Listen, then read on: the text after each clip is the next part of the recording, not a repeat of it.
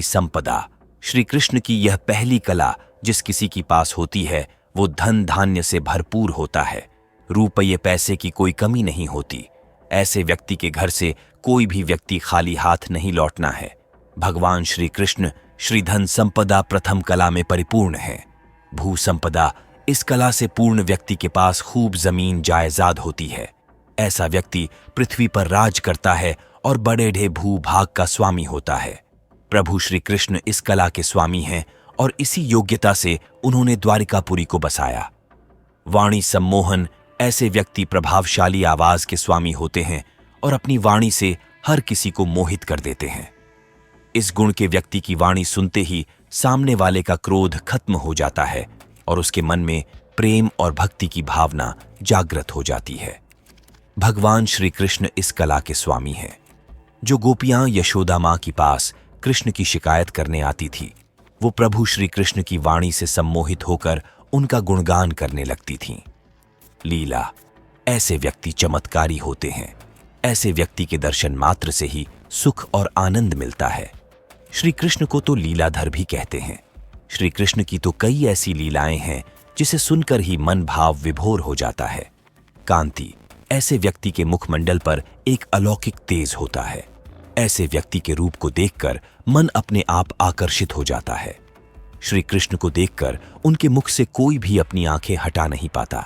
बार बार श्री कृष्ण की छवि को निहारने का मन करता है। इसी कला से मोहित होकर गोपियां श्री कृष्ण को पति रूप में पाने के लिए कामना करती रहती थीं। विद्या इस कला से संपन्न व्यक्ति वेदों का ज्ञाता, राजनीति और कूटनीति में माहिर, युद्ध कौशल को जानने वाला और संगीत नृत्य कला में माहिर होता है। श्री कृष्ण इस कला के स्वामी हैं। वह वेद और वेदांग के साथ ही युद्ध, राजनीति एवं कूटनीति और संगीत कला में पारंगत हैं। 7 विमला ऐसे व्यक्ति में कोई छल कपट नहीं होता। ऐसा व्यक्ति सभी का समान दृष्टि से देखता है। ऐसा व्यक्ति आचार विचार और व्यवहार में निर्मल होता है। श्री कृष्ण इस कला में स्वामी हैं। उन्होंने सुदामा के प्रति अपने इस गुण को प्रकट किया। विवेक ऐसे व्यक्ति न्यायोचित फैसला लेने वाले होते हैं। ऐसे व्यक्ति अपने विवेक से लोगों का मार्ग प्रशस्त करने वाले होते हैं। महाभारत के युद्ध में श्री कृष्ण ने अर्जुन को सही रास्ता दिखाया जब अर्जुन अपने लक्ष्य से भटक रहा था। कर्मण्यता ऐसे व्यक्ति कर्म प्रधान होता है। ऐसा व्यक्ति न केवल दूसरों को कर्म करने के लिए कहता है बल्कि खुद भी कर्म करता है। श्री कृष्ण इस कला के स्वामी हैं। महाभारत के युद्ध में वो अर्जुन के सारथी बने और युद्ध का संचालन किया। योग बल ऐसा व्यक्ति अपने मन को अपनी आत्मा से जोड़ डाच देता है। श्री कृष्ण परम योगी हैं।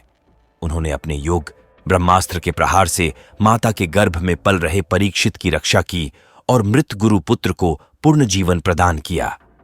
विनय जो विनम्र होता है, ऐसे व्यक्ति को अहंकार का भाव छू भी नहीं सकता।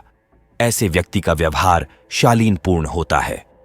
श्री कृष्ण अद्भुत शक्तियों से स्वामी हैं और पूरी सृष्टि के पालनहार हैं, पर उनमें जरा भी अहंकार नहीं था। हर व्यक्ति को विनम्रता से समझने का प्रयास करते थे।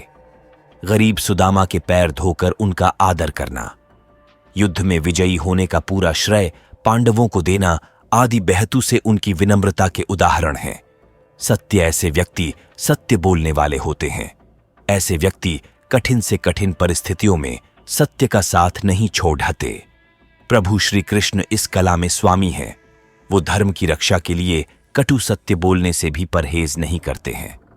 शिशुपाल की माता ने जब उनसे पूछा कि क्या शिशुपाल का वध तुम्हारे हाथों होगा, तो श्री कृष्ण निसंकोच कह देते हैं, यह तो विधि का विधान है और मुझे ऐसा करना पड़ेगा।